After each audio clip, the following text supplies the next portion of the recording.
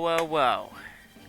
Now that Doctor Who Season 1 is all done, we've got a whole ass tier list here today.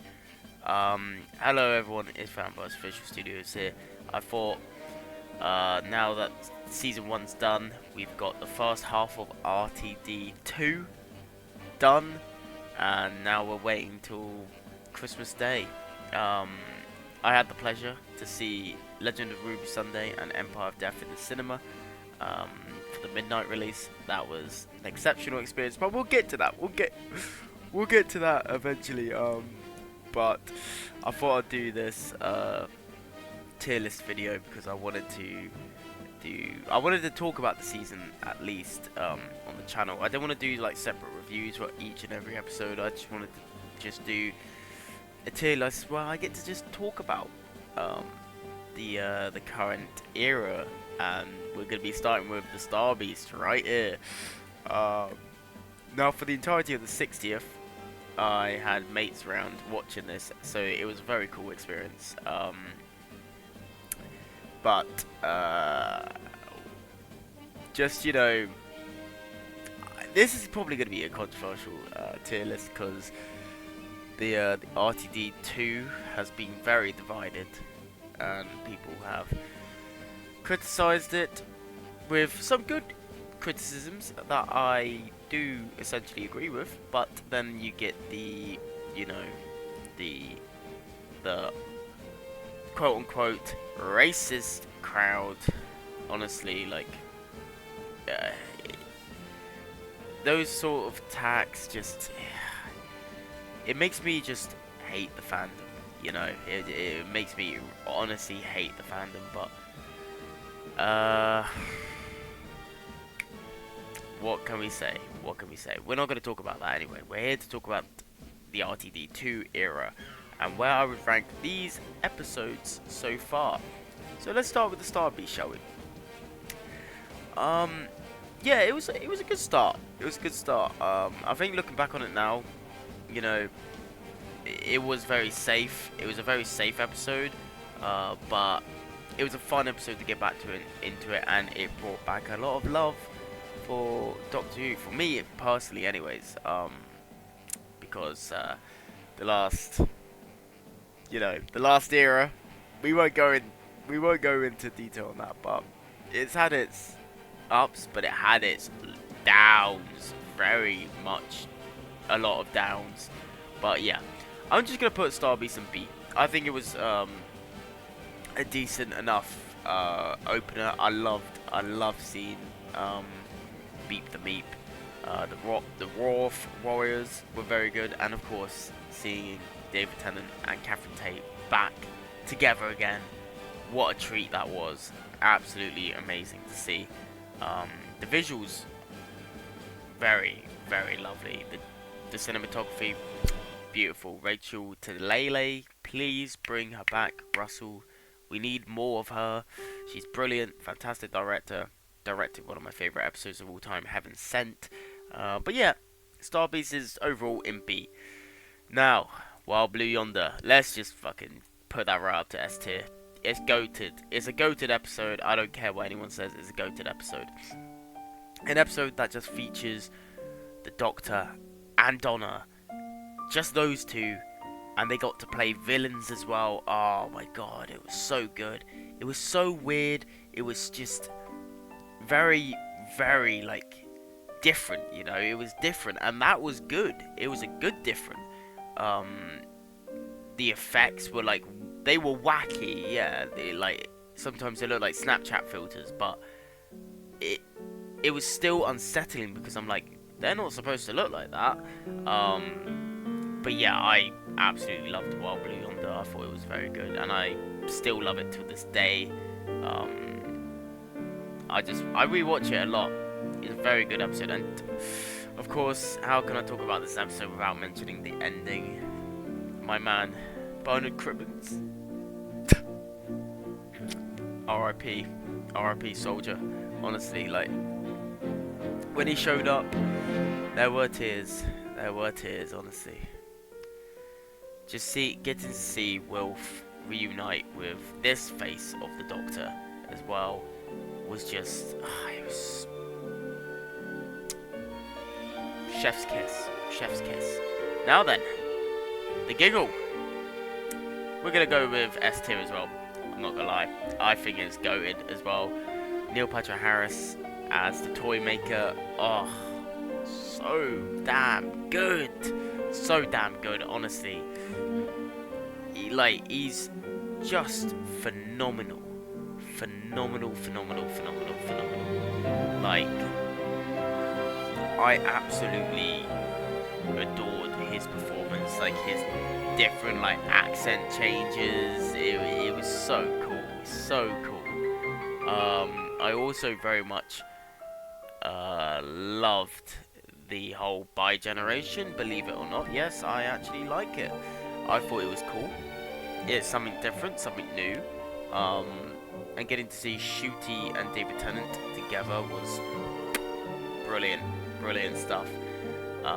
Also Unit Tower, not to mention Unit Tower, brilliant. Kate Stewart back, amazing. The music as well, Murray Gold is on point.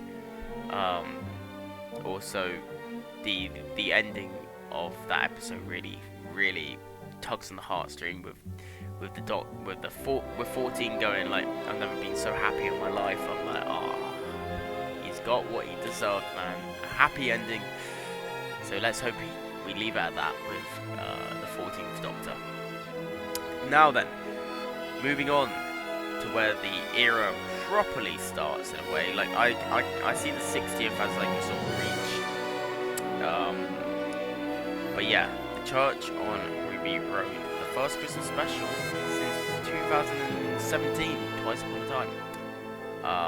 Loved having Doctor Who back on Christmas. Loved it. I'm just thinking, maybe I should change this to like, I mean, ST, I'm gonna get rid of E because like, E's just, how do I get rid of E? Delete. Yeah, we don't need D. E. Who uses E? Like, I only use S, A, B, C, D, and F. So if we think of it, S tier is like 10 out of 10. A tier is like 9. B is like 8. And I gave Church on Ruby Road an 8, so that can go slap in B. I honestly don't understand the complaints this story gets. Like, it's a very fun, very enjoyable Christmas special, and it sets the stage for the new era perfectly fine. I honestly don't understand the complaints it gets. The goblins were cool, like, they were alright. The singing was actually surprisingly very cool and fun. Shooty and Millie can sing, man. Like, that's mad. That's crazy. But yeah, like, generally, like, it's a good episode, and it sets the tone perfectly fine, I think. But yes, now moving on to season 1, not to be mistaken of series 1 or season 1 in the classic era. Season 1 2024, we've got Space Babies.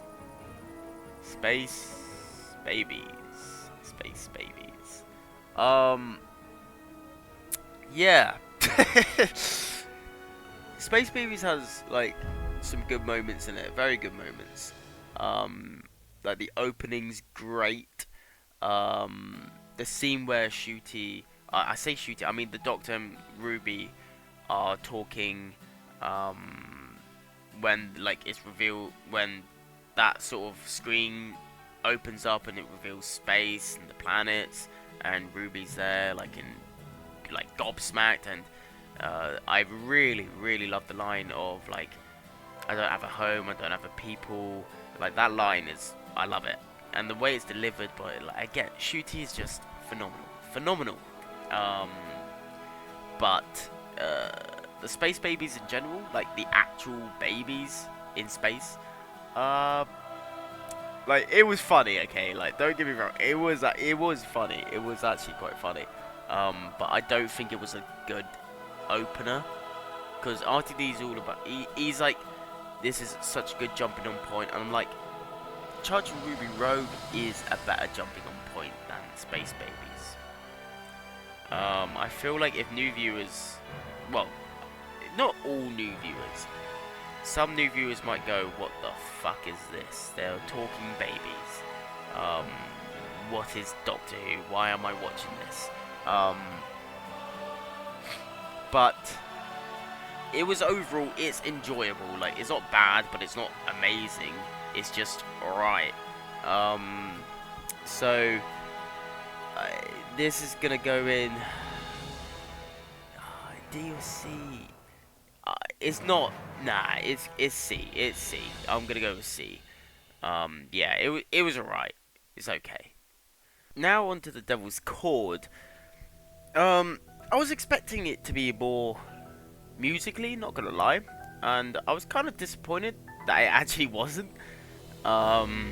Even though I'm not a big fan of musical stuff, like, it would have been quite fun. But I thought the overall episode was quite fun. But I do think it should have been a penultimate episode instead of episode 2. It felt like the stakes were more higher than some of the later episodes in a way. But yeah, I think it should have been a penultimate episode leading into the finale. Because especially considering the Maestro literally says the one who waits is almost here, but we don't get to that until the finale. Like, you know. But speaking of Maestro though, they were phenomenal. James Monsoon did a phenomenal job as this character, and at times they were quite terrifying, I can't lie. But yeah, very, very, like, a very interesting episode, shall we say. The Beatles were fine, I guess. The musical number at the end, there's always a twist. It was fun. It was alright. It was fun. It was definitely better than Space Babies. But is it on par with these two? I don't. Maybe. I'm gonna, yeah. Okay, yeah. I'm gonna put Space Babies at D and Devil's Chord at C. Yeah, that sounds about right. Oh! Now we've got Stephen Moffat's grand return with Boom. This episode is just incredible. It's absolutely phenomenal. It has Shooty Gatwa just standing on a landmine for 40 minutes. What more do you want? His acting is exhilarating. The fact that Ruby gets shot and the Doctor's reaction to that, oh my god. And it has one of my favourite Doctor lines in it, like, what is it, like, I'm a bigger bang than you've bargained for. I will shatter this silly little battlefield into dust in a heartbeat. To dust. Like, I love it. I love it. Absolutely phenomenal line. He's got some very good lines in this episode. And the visuals, love it. The visuals in this episode is so good. But yeah, we're gonna put this straight into A. This is the first A of the day. But yes, Boom, very good return from Moffat. Love it. 73 yards. Oh, that bad boy's going straight to S. You know how it is. It's top of S. That is. Love it. Absolutely love it. It is so good. It's the first episode of Doctor Who to generally terrify me in years. Like, it was freaky, and I just thought it was clever. Like, I don't understand the complaint again that, oh, there's some questions left unanswered. Think of it like Midnight. Think of it like Listen. Think of it like, what's the other one? There's another one out there, but yes, there have been episodes literally like this and are praised throughout. 73 yards should be one of them. Like, it's another 50-50 divide, I think. I mean, I wouldn't actually say 50-50. I'll go like, the vast majority of people like it, I think. And I think 73 yards is phenomenal.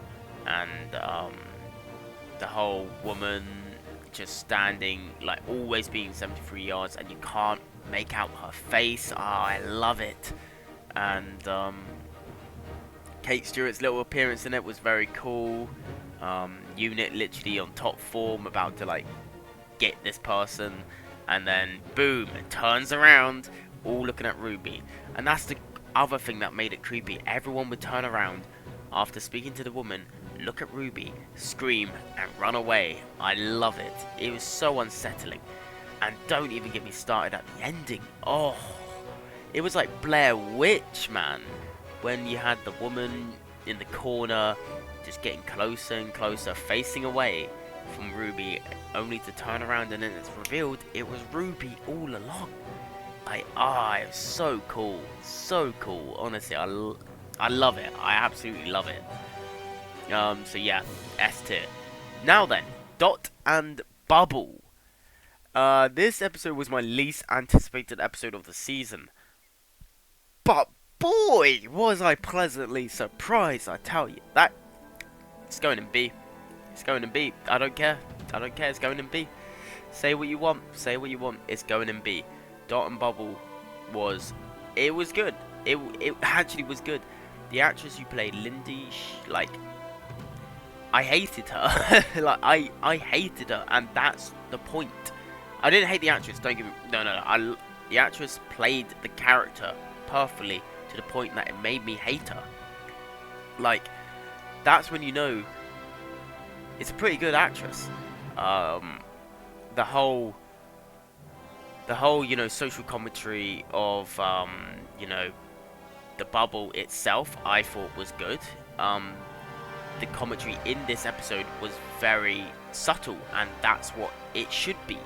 There's little hints of racism in there, and to be honest, it's literally just like talking about the toxic fandom, and I think that's why a lot of people dislike it, the toxic side anyway, because they're like, oh, and they're getting all angry, throwing their like toys out the pram, going, oh, what, this episode's about me, because they're so like egotistical, like, honestly. But no, I enjoyed Dot and Bubble, and the ending, oh my god, the ending, I was generally like speechless. Shooty's performance, considering that is his first performance of the season, in terms of filming, wow, like the whole him trying to save just those lives, and they're so just in their own bubble that they're like, no, we don't want to go with you, like, because you're not one of us. And it's like, oh my god, the heartbreak in, you can literally see the heartbreak in Shooty's like facial expressions, I meant. And it's so good. And then his scream that he lets out, like he goes from laughter to screaming, and it's so perfect, so perfect. And the music, the music in that scene as well, probably my favorite music piece of this season, I think. There's a little subtle hints of the Long Song from Rings of Akaton in that piece as well, which is very cool. But yes, also, I can't talk about this episode without talking about Lindy selling out Ricky September. Like, what? And then the dot literally going through his head, and you can see like tiny blood splatter.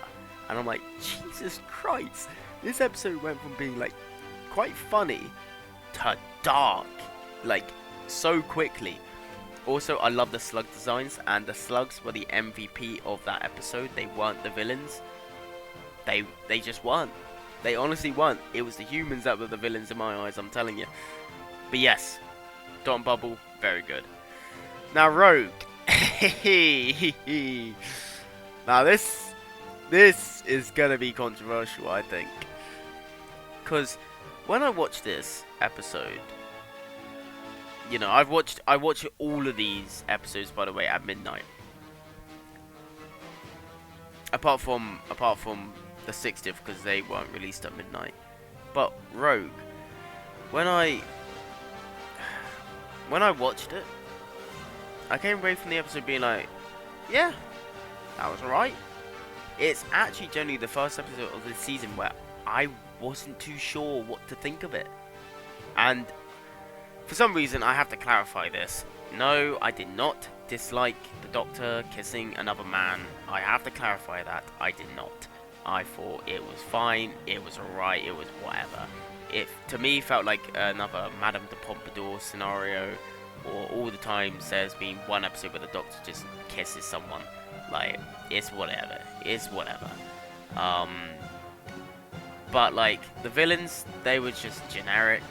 Your generic villain of the week. The designs, though, however, were very cool. They were very cool. Jonathan Groff as Rogue, I thought he was excellent. Yeah, he was great. I did very much love the chemistry between the Doctor and Rogue. And when when he was playing the Kylie Minogue song and dancing, I thought that was really cool. Really good stuff. But the story, it was just basic, wasn't it? Like, I actually genuinely don't understand why this episode is considered the best of the season. Like, I really don't. By, like, a lot of people, it's considered the best of the season. That's what I don't understand, because the plot is literally so generic. But it is the most Doctor Who-y of the season. Which, to me, feels like I preferred more of the experimental episodes than the actual episode that feels the most Doctor Who, in a way, which is very weird. But,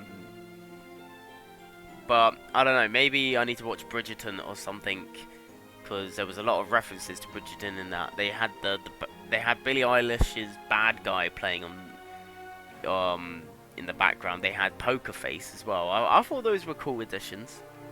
But I've heard that Bad Guy plays in Bridgerton, so that was clearly a reference to that. But I don't think Poker Face has. But yeah, it was just generic in my opinion. It was alright. It was fine. It was okay. It's an okay episode in my opinion, but it's nowhere near as good as these. Like, at 73 yards, Wild Blue Yonder, Star Beast. Wait, no, that's not Star Beast. That's the Giggle. Boom, the Star Beast, Church on Ruby Road, Dot and Bubble. It's nowhere near as good as any of them. So I'm just gonna go with C. It's on the same level as Devil's Chord in my opinion.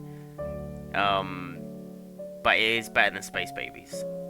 I enjoyed Rogue more than I did with Space Babies.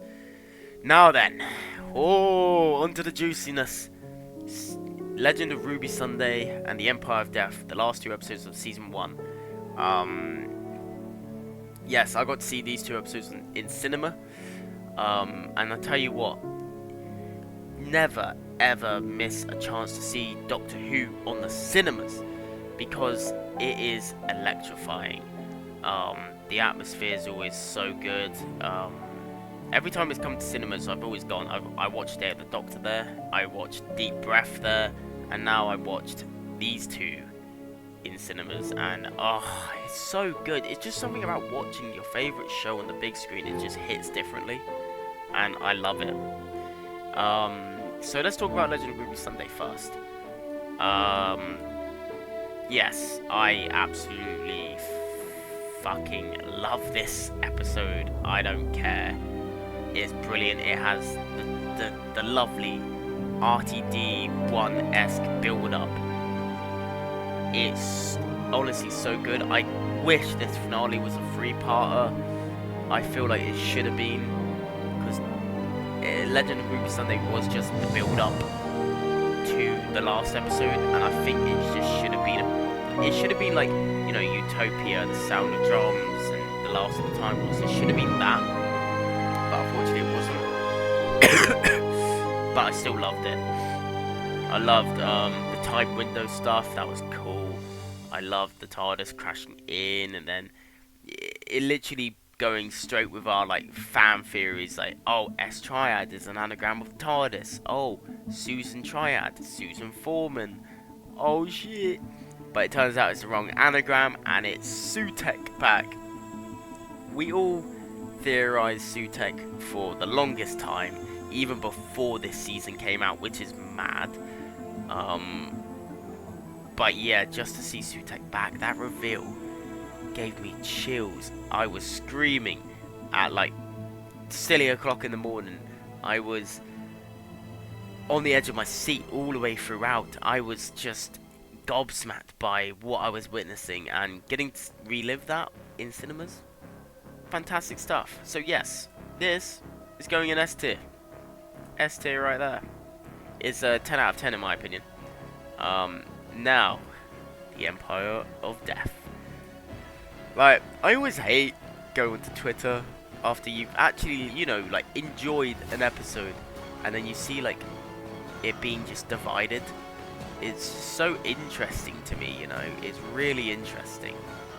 But I overall enjoyed Empire of Death. I thought it was good. The opening, oh, it's so mad. Now, here's my one complaint. Right. The opening of Empire of Death should have been how Legend of Ruby Sunday ended. Everyone getting dusted, everyone dying. That's how it should have ended. Like, when Susan tries, like, I bring you the gift of death from Sutek or something like that, and then starts blowing the sand, and then everyone starts dying, and then the Doctor and Mel evacuate, and then like, you know, Kate Stewart and the unit get got, you know, they die, and then, you know, like, everyone dies. Like, it should have ended like that. I feel like that would have been a much more, like, holy shit, even though the reveal for Sutek was a holy shit moment. Tiny little bit of nitpicking, yeah, I get it, but it's fine. But I loved the scenes in the memory TARDIS. Fantastic, so many little Easter eggs in there. And again, Ncuti looking out into, I keep saying Ncuti, the Doctor looking out into the wasteland of space, letting out a scream that really hit in the feels, man. Really hit in the feels. I loved I honestly, I actually really enjoyed the scene where the Doctor goes onto that planet and sees that kind woman getting a piece of metal. I thought that was a really cool little character piece, like, to showcase what's going on around the universe with Sutek's, like, sand of death. And then saying, like, oh, I think my kid's dead. I just forgot about it. I'm like, jeez, man, that's pretty fucking dark and twisted. Let's get on to the resolution of the episode. I see many people complaining about the resolution of this episode. Oh, why is the Doctor sending Sutek back into the vortex when he did that the first time he latched onto the TARDIS? I just want to say this. Did we not watch the same episode? The Doctor didn't trap Sutek again in the vortex. He killed him. Did you not see Sutek evaporate? Like, he got. He evaporated. What do you mean, like, he's trapped him in the vortex? No, he hasn't. Like, what are you guys saying? And he literally says, I am the one that brings death, which is a badass line, by the way. Jesus, like, that whole sequence as well, like, watching on the big screen, it was so good. And seeing Sutek rip a hole into the vortex, revealing London as well, that's one of my favourite shots in the show now. That was so cool. So cool. I also think that this resolution is actually not as convoluted as like a lot of the RTD1 resolutions were. Like the series 3 finale with, you know, the Archangel Network and like the magical fantasy stuff, like that was worse than this, you know. And as much as I like Journey's End, Donna did just press a button and blew up Daleks. Like, come on, come on, you know. But yeah, like it wasn't. It was actually the one that made a lot of sense, this resolution, and the final battle was sick. I can't lie. I don't know if I'm just basing this off of my experience because I saw it in cinemas, but it was just really cool. And now here's another thing people are complaining about: Ruby's mother not being of anyone important. I actually liked it. I thought it was very good. I thought it was the best direction they could have gone in, because like we've had so many important characters slash companions like Clara Oswald, Amy, Rory. Like it's getting ridiculous. like I feel like, you know, RTD did that because like, oh yeah, we've had all these important characters. What if Ruby's one? Oh no, wait, she's just ordinary with an ordinary mum who just wanted to save her daughter. And I thought it was very, very moving. And oh my god, the when Ruby reunites with her, like, her mother, fucking hell, that punctured my heart, man. That really punctured my heart. Like, Jesus. The acting in that was beautiful. And then the Doctor's look that he gave as well. In that moment, he's like, maybe I need to see Susan. Maybe I need to return. And I think that's where they're leading. People were complaining that, oh, Susan didn't turn up in this episode. I'm like, maybe because that's where they're leading towards. They're not just going to give us everything like straight away. I feel like people have lost the attention span. Like, you need to realize it's 8 episodes now. We're not going to get everything that we would like to get in a season. Like, the whole Mrs. Flood reveal, we're not getting that until next season. Which, speaking of Mrs. Flood, 100% she's the White Guardian. She has to be. That ending with Mrs. Flood wearing all white. Yes, I know she's wearing kind of similar clothes to what Romana wore, but she also wore similar clothes to what Clara wore. Intentional, maybe? Intentional? But yes, I definitely think the White Guardian, 100%. So if the White Guardian's coming back, wonder where the Black Guardian is. Could that be Ruby's father? Maybe. Because we know Ruby's story isn't over yet, so, you know, who knows. But yes, enough dribble. Empire of Death, I'm putting it in A. I don't care, it's going in A. I think it was good. I gave it like an 8.5, so like if there was an in-between, it would go there. But yeah, it's an 8.5 for me, but I put it in A. But yeah, I am actually overall happy with this. Like, so far, Space Babies is the weakest of RTD2, but not necessarily still a bad episode, in a way. But yes, I think, yeah, I'm happy with that. Let me know in the comments your thoughts of this season and RTD2 as a whole, but I want to stress, remain respectful, because we don't tolerate like pure just hate. Like constructively, that's what we like around here, constructive. But don't like insult me for liking the vast majority of this era. Like, I've enjoyed this way more than the Chibnall era already. I don't care. I have. This is been the best season since Series 10. Like, hands down, it has. It just has, in my opinion. But yes, thank you all so much for watching. I think I'll do more of these. I want to do a doctor ranking because now that's gonna be very, very controversial, as well.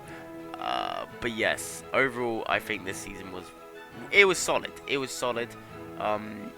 Could it be better? Yes, of course it could be better. But nothing's perfect, I don't think. Unless you're Series 4, that is. That's perfect. Maybe I'll do a whole like season ranking every season of New Who. Or yeah, I might do that. But yes, thank you all so much for watching.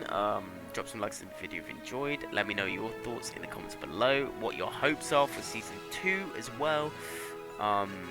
If you're looking forward to the Christmas special as well. And yeah. Keep an eye out on the old Fanfast Official Studios channel because, well, as you know, I'm doing a Doc 2 series of my own. So be sure to check it out when it arrives. Anyways, that's it for me. Peace.